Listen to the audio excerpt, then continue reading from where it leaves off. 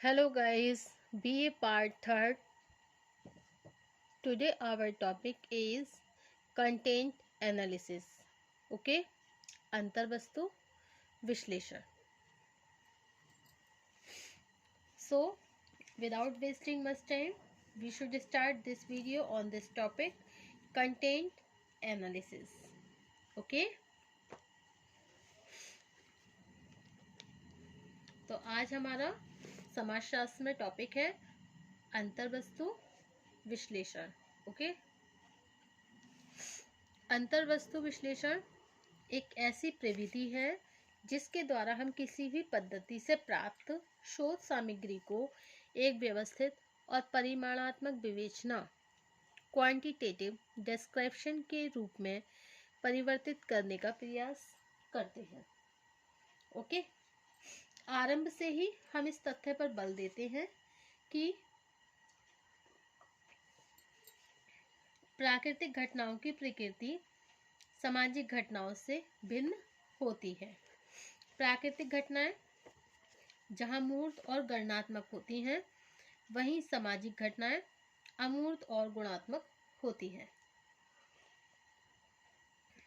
यही कारण है कि सामाजिक घटनाओं का अध्ययन करके किन्हीं वैज्ञानिक निष्कर्षों को प्राप्त कर सकना प्रायः कठिन होता है.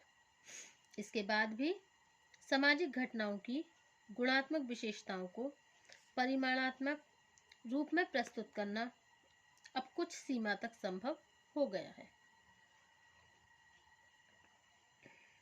इस कार्य के लिए आज जिन विभिन्न पद्धतियों का उपयोग किया जा रहा है, अंतर्वस्तु विश्लेषण उन्हीं में से एक प्रमुख पद्धति है. एक अध्ययनकर्ता जब प्राथमिक और द्वितीयक स्रोतों से एकत्रित किए गए गुणात्मक तथ्यों को व्यवस्थित करने के लिए उन्हें उपयुक्त श्रेणियों में वर्गीकृत करता है, तब श्रेणियों के वर्गीकरण करने की इसी प्रक्रिया को हम अंतर्वस्तु विश्लेषण के नाम से संबोधित करते हैं.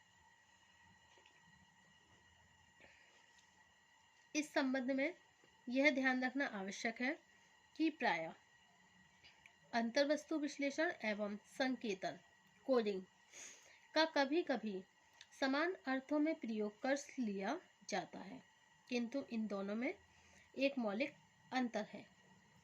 संकेतन एक ऐसी क्रिया है जिसका उपयोग साक्षात्कार से प्राप्त उत्तरों को श्रेणीबद्ध करने के लिए किया जाता है.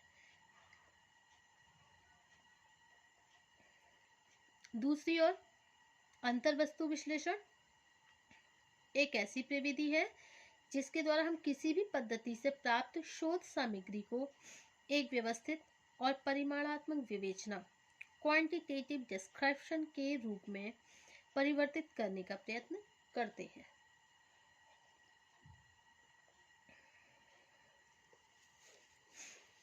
सामाजिक घटनाओं के अध्ययन में इस पद्धति का उपयोग अपेक्षाकृत एक नई घटना है. आरंभ में इस पद्धति का प्रयोग समाचार पत्रों से संबंधित विभिन्न प्रकार की सामग्री को वर्गीकृत करने के लिए किया जाता था. इसके बाद भी कुछ साहित्यकारों ने साहित्य के क्षेत्र में तथा राजनीति शास्त्रियों ने जनमत संबंधी अध्ययनों के लिए इस पद्धति का प्रयोग किया. समाजशास्त्रियों ने भी आरंभ में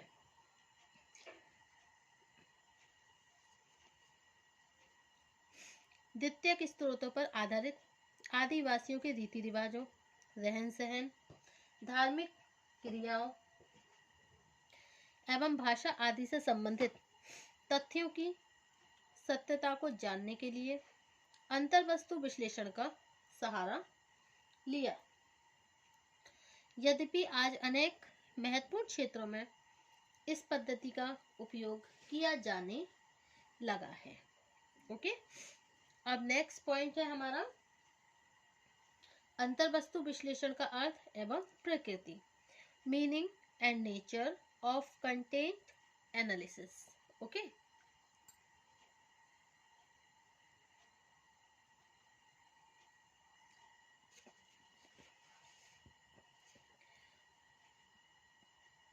अंतर्वस्तु विश्लेषण का अर्थ एवं प्रकृति। सामान्य रूप से कहा जा सकता है कि अंतर्वस्तु विश्लेषण सामाजिक अनुसंधान की एक ऐसी प्रविधि है जिसके द्वारा विभिन्न स्रोतों से प्राप्त गुणात्मक सामग्री को इस प्रकार व्यवस्थित और श्रेणीबद्ध किया जाता है कि उसमें परिमाणात्मक निष्कर्ष प्रस्तुत किए जा सके। इस संदर्भ में अंतर्वस्तु विश्लेषण के अर्थ एवं प्रकृति को स्पष्ट करने के लिए विभिन्न विद्वानों के विचारों को समझना आवश्यक है।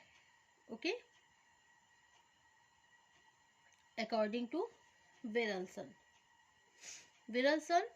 content analysis is a research technique for objective, systematic and quantitative descriptions of the manifest content of the communication.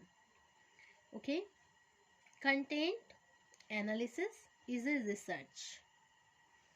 अंतर्वस्तु विश्लेषण संचार की प्रकट सामग्री को वस्तुनिष्ठ, व्यवस्थित तथा परिमाणात्मक रूप में प्रस्तुत करने की एक शोध प्रविधि है।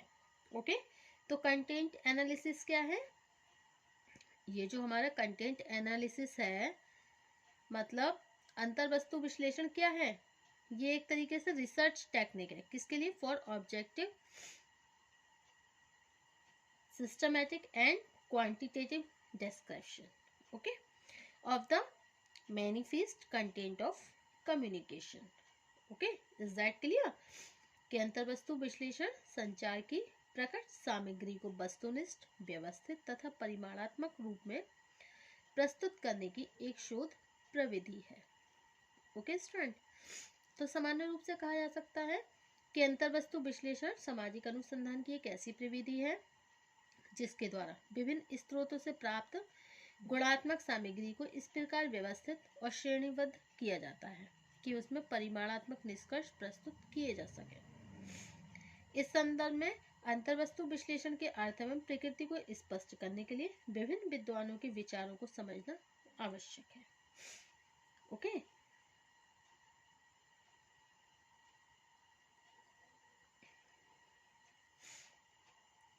Now according to Kaplan, in the word of the Kaplan, Kaplan के शब्दों में content analysis attempts to characterize the meaning in a given body of discourse in a systematic and quantitative fashions. A Kaplan, Kaplan के शब्दों में अंतर्वस्तु विश्लेषण एक ऐसी विधि है, ओके, जो एक विशेष वार्ता मतलब डिस्कोर्स के अर्थ को व्यवस्थित एवं परिमाणात्मक रूप में स्पष्ट करने का प्रयत्न करती है।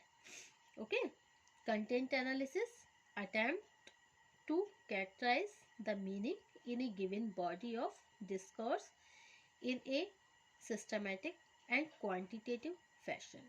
Okay, now in the word of the Goode and Hart, Goode और हार्ट के शब्दों में when quantitative coding is applied to the content of various communication media such as magazines, newspaper, radio programs or similar materials, it is called content analysis. जब संचार के विभिन्न साधनों जैसे पत्रिकाओं, समाचार पत्रों, रेडियो कार्यक्रमों अथवा इसी प्रकार की अन्य सामग्रियों के लिए एक गुणात्मक संकेतन का उपयोग किया जाता है, तभी इसी संकेतन को हम अंतर्वस्तु विश्लेषण कहते हैं। ओके, इसका तात्पर्य यह है कि अंतर्वस्तु विश्लेषण सीमित अर्थ में एक प्रकार का संकेतन मतलब कोडिंग ही है। अंतर केवल इतना है कि जब यह संकेतन संचार के क्षेत्र में कुछ गुणात्मक श्रेणियों का निर्माण करने के लिए किया जाता है, तब इसी को हम अंतर्वस्तु विश्लेषण कहते हैं। ओके, अब है अंतर्वस्तु विश्लेषण के उद्देश्य। सामाजिक घटनाओं की प्रकृति गुणात्मक एवं अमूर्त होने के कारण इनका विश्लेषण करना प्रायः एक जटिल कार्य समझा जाता है। इस स्थिति में अंतर्वस्तु विश्लेषण का प्रमुख उद्देश्य गुणात्मक तथ्यों को विभिन्न श्रेणियों में वर्गीकृत करके उन्हें वैज्ञानिक स्वरूप प्रदान करना होता है।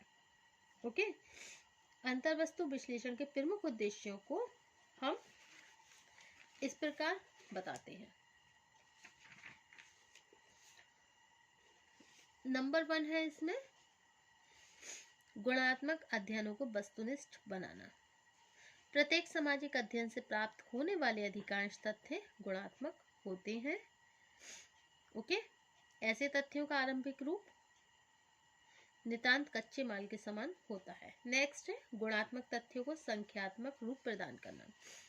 गुणात्मक तथ्यों का वैज्ञानिक विश्लेषण प्रायः संभव नहीं होता। ऐसी स्थिति में अंतर्वस्तु विश्लेषण के द्वारा गुणात्मक तथ्यों को संख्यात्मक रूप में प्रदर्शित किया जाता है। नेक्स्ट है संप्रेषण संबंधी अध्ययनों को सुगम बनाना। वर्तमान समय में संप्रेषण एवं इसके विभिन्न साधनों में क्रांतिकारी वृद्धि हुई। इसके परिणाम स्वरूप समाजशास्त्र में एक नई शाखा का भी विकास हुआ जिसे हम संप्रेषण सोशियोलॉजी ऑफ कम्युनिकेशन कहते हैं। नेक्स्ट है संप्रेषण के प्रभावशाली साधनों को विकसित करना। अंतर्वस्तु विश्लेषण द्वारा जब संप्रेषण के साधनों के तुलनात्मक प्रभाव को ज्ञात किया जाता है तो संभव है कि एक विशेष अवधि के अंतर्गत संप्रेषण के साधनों को विकसित किया जा सके। नेक्स्ट है संकलित तथ्यों की प्रामाणिकता को ज्ञात करना। अंतर्वस्तु विश्लेषण द्वारा यह कार्य प्राचीन अभिलेखों की सहायता से किया जाता है। ओके, अब नेक्स्ट टॉपिक होगा हमारा major steps of content analysis. अंतर्वस्तु विश्लेषण के प्रमुख चरण। Thank you for watching my YouTube channel. Thank you so much guys.